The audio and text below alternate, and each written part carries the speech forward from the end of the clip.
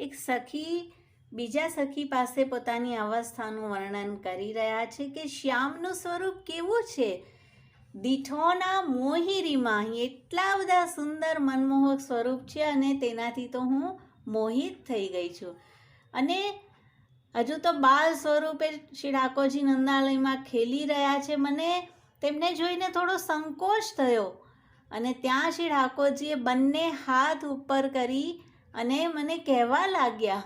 મૈયા કહે છે કે મારા લાલાને તો તારી સાથે ખેલવું છે, જા તું તેને થોડી વાર ખેલાવી લાવ. ગહી અચરા મેરી લાજ છૂટાઈ. મેં તો શ્રી ઠાકોરજીને ગોદમાં ઉઠાવી લીધા.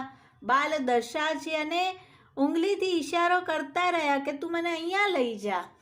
અને એમ કરતાં કરતાં એક નિકુંજ પાસે શ્રી ઠાકોરજી મને લઈ ગયા અને કદમનું વૃક્ષ હતું, તેની નીચે મેં પત્ર બિછાવી ગાદી જેવું બનાવ્યું અને તેના પર શ્રી ઠાકોરજીને પધરાવ્યા. એસો ચતુર નંદ કો ડોટા.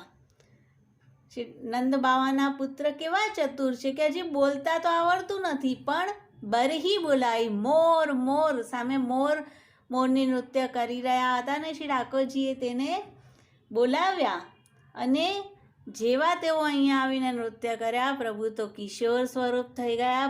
પ્રભુ પણ મયુર નૃત્ય કરવા લાગ્યા અને મારા પણ બંને હાથ પકડીને કહે છે કે સખી તું પણ નાચ.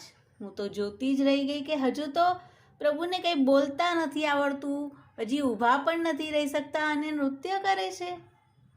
તો જ્યારે જ્યારે આ સુરતીની મને યાદ આવે છે તો 4 યામ એટલે કે આખા દિવસ આ લીલા ચાલી અને મૈયાને તો માનો હજી થોડો જ સમય ગયો છે તેવું લાગ્યું. અપને હરિ કી પ્રીત નિરંતર. અને મને શ્રી ઠાકોરજીની આવી પ્રીત એટલી બધી સુધી આવી રહી છે. તો ચલ સખી આપણે ફરીથી ગોપાલ પાસે જઈએ છીએ. પરમાનંદ સ્વામી મનમોહન પહેલી કથા સબે બિસરાઈ. અને ગોપી કહે છે કે હું તો પહેલાંનું બધું જ ભૂલી ગઈ કે ક્યાં હું એને ચીટકી દઈ દઈને ખીલાવતી હતી અને બોલવો શીખવતી હતી અને આ ઠાકોરજી તો ક્યાં તરુણ કિશોર થઈને આવા મારી સાથે લીલા કરી.